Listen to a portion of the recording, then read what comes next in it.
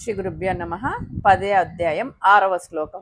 ఓం మహర్షయ సప్త పూర్వే చత్వారో మనవస్తథా మద్భావా మానసా జాతా ఏషాం లోక ఇమాః ప్రజాః. మహర్షయ సప్త అంటే 7 మహర్షులు, వీరిని సప్త ఋషులు అంటారు. పూర్వే చత్వారో వారికంటే ముందు 4 ఉన్నారు. వీరే సనక సనంద సనత్ కుమార సనత్ సుజాతులు.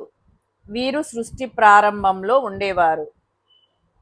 తథా మనవః అదేవిధంగా 14 మంది మనువులు. మద్భావ మానస జాత వీళ్ళంతా నా మనస్సంకల్పం వలన జన్మించిన వాళ్ళు. ఏషాం లోకాహ ఇమాహ ప్రజాహ వారి నుంచి ఈ ప్రాణులందరూ వచ్చారు. ఈ శ్లోకం యొక్క తాత్పర్యం ఇది. ఇలా తాత్పర్యాన్ని ఒక్కటి తెలుసుకుంటే మనకి ఏమీ అర్థం కాదు. దానిలో ఉండే భావాన్ని తెలుసుకోవాలి. భగవద్గీతను లోతుగా అర్థం చేసుకోకుండా ఊరికే చదివితే ఏమీ అర్థం కాదు. ఇంతవరకు 4-5 శ్లోకాలలో చెప్పిన విషయాలు నా నుండి వచ్చినాయి అన్న పరమాత్మ దీనిలో అధిదైవిక భూతులు కూడా నా నుండి వచ్చినవి అంటున్నాడు.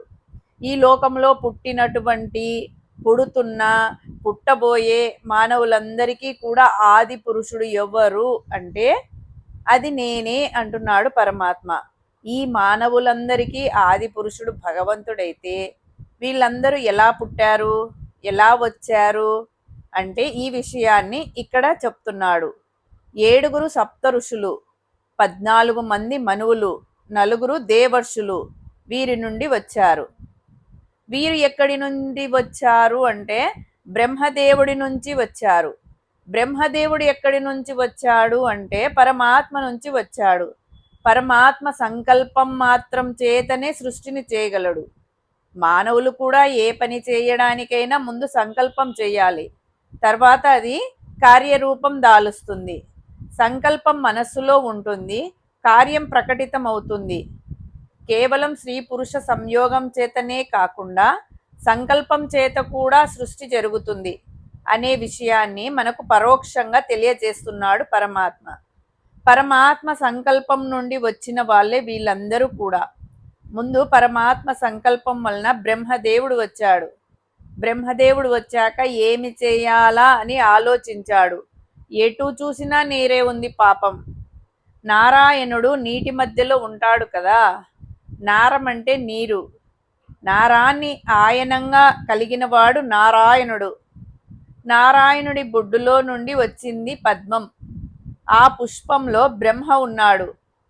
ఆ పుష్పము అంటే ఇంత కాడ అంత కాడ అని కాదు, అక్కడెక్కడో ఉంది ఆ కాడ. బ్రహ్మదేవుడు కూడా తెలుసుకోలేకపోయాడు. అంటే అంతది ఆయన ఎక్కడో ఉన్నాడు. ఆ కాడ అంతది ఆయన ఎక్కడో ఉన్నాడు. ఎటు చూసినా నీరు కనిపిస్తుంది. ఏం చేయాలో ఆయనకు అర్థం కాలేదు. ఎవరినైనా అడగడానికి కూడా ఎవ్వరూ లేరు. అందుకే తపస్సు చేశాడు. మొట్టమొదట బ్రహ్మదేవుడు చేశాడు తపస్సు. ఇది తపస్సు యొక్క ప్రభావం. ఆయన తపస్సు చేశాక సృష్టి చేయడం కోసం పుట్టాను అని ఆయనకు అర్థమైంది. బ్రహ్మదేవుడి పగటి కాలాన్ని కల్పం అంటారు, రాత్రి కాలాన్ని ప్రళయం అంటారు. బ్రహ్మదేవుడి పగటి కాలము మన సంవత్సరాలలో లెక్కిస్తే 432 కోట్ల సంవత్సరాలు. అలాగే రాత్రి కాలం కూడా. రాత్రి కాలంలో సృష్టి లేదు. ఈ పగటి కాలాన్ని సృష్టి కాలం అంటారు. సృష్టి చేయాలని మనస్సులో సంకల్పం చేశాడు ఆయన. ఆయన మనస్సంకల్పం నుండి 4 పుట్టారు. వారే సనక సనందులు, మహాజ్ఞానులు. వారిని సృష్టి చేయమన్నాడు బ్రహ్మదేవుడు. వారు అంగీకరించలేదు. ఈ సృష్టి చేయడాలు, ఈ వ్యవహారాలు మాకు వద్దు, మేము ఎల్లప్పుడూ బ్రహ్మజ్ఞానంలోనే ఉండాలనుకుంటున్నాము అని అన్నారు. వారు అంగీకరించకపోయేసరికి ఆయన మళ్ళీ సంకల్పం చేస్తే సప్త ఋషులు పుట్టారు. వారే మరీచి, అత్రి, అంగిరసుడు అని కొంతమంది అంటారు, భృగువు అని కొంతమంది అంటారు, పులస్త్యుడు, పులహుడు, క్రతువు, వశిష్ఠుడు, వీళ్ళు సప్త ఋషులు. సప్త ఋషుల తర్వాత మనువులు 14 మంది పుట్టారు. 14 మన్వంతరాలకు 14 మంది మనువులు పరిపాలకులుగా ఉన్నారు. 1వ మనువు స్వయంభువ మన్వంతరం. అలాగే 14 మంది మనువులు ఉన్నారు. మనము ప్రస్తుతం వైవస్వత మన్వంతరం అంటే 7వ మన్వంతరంలో ఉన్నాము. ఈ మనువుల సంతతిని మానవులు అంటారు. మను అనే పదం ఇంగ్లీష్లో మ్యాన్ అయ్యింది. మనస్సుతో ఆలోచించేవారు మానవులు. ఎందుకంటే జంతువులకు, పక్షులకు ఆలోచించే శక్తి లేదు. ఈ మనువుల నుంచి వచ్చిన సంతతే మొత్తము అంతటా ఉంది. సులభంగా అర్థం చేసుకోవాలి అంటే రామయ్యకు 8 మంది కొడుకులు ఉన్నారు. వారికి ఒక్కొక్కరికి 3, 4, 5 మంది సంతానం చొప్పున పుట్టారు. మొత్తం 30 మందికి పైగా అయ్యారు. ఆ 30 మందికి తిరిగి 80 మంది పుట్టారు. వారికి తిరిగి 270 మంది పుట్టారు. ఆ 270 మందికి మళ్ళా 750 మంది పుట్టారు.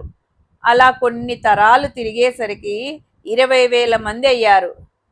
మరి వీళ్ళందరికీ మూల పురుషుడు ఎవరు? రామయ్యే కదా. అదేవిధంగా మనందరము కూడా ఒకే ఒక మూల పురుషుడి నుంచి వచ్చిన వాళ్ళమే. అంటే భగవంతుడి నుంచి వచ్చిన వాళ్ళము. భగవంతుని కుటుంబంలో ఉన్న వాళ్ళం మనమందరము. ఇలా ఎవరైతే తెలుసుకున్నారో వాళ్ళు అల్పజాతి వాళ్ళమని, తక్కువ జాతి వాళ్ళమని కానీ దిగులు చెందాల్సిన పని లేదు. ఎందుకంటే మనమంతా పరమాత్మ బిడ్డలమే. ఈ కులాలు, వర్ణాలు, జాతులు, మతాలు అన్ని తర్వాత వచ్చాయి.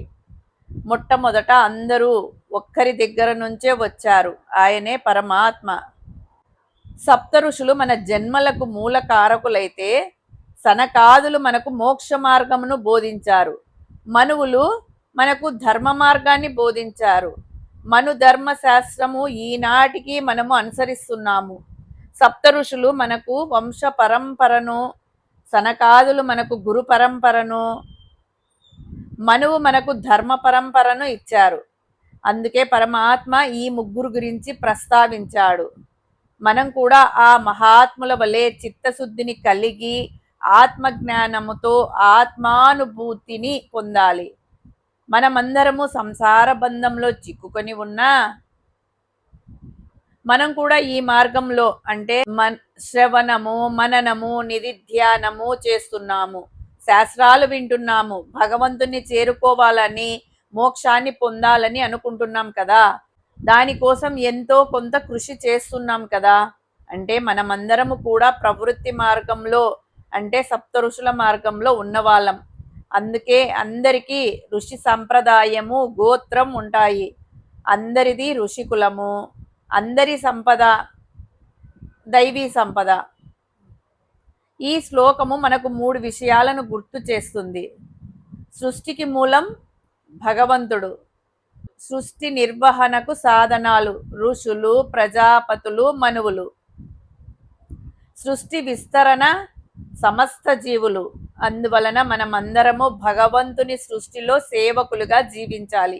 కాబట్టి మనందరి మూలం ఒకే జగన్నాథుడే అని గ్రహించి భేద భావాలు విడిచిపెట్టి సత్సంకల్పాలతో సమాజ శ్రేయస్సు తోడ్పడమే ఈ శ్లోకం మనకు ఇచ్చే గొప్ప సందేశం. హరి ఓం తస్సత్.